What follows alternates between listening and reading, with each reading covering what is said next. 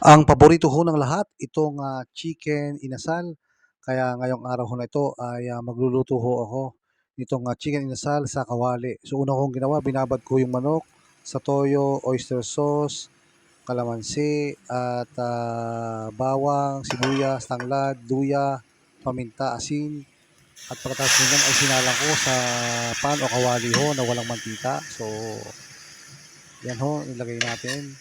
At 'pag medyo namumula-mula na ho, ay puwede na nating ilagay ang, pinagbabaran at ang susunod ho nating gagawin ay patutuyuin ho natin 'yan hong, manok diyan ho sa may, kawali. At pagkatapos ho niyan ay magiging, brown na ho 'yan katulad ho nito, medyo mapaluto na ho.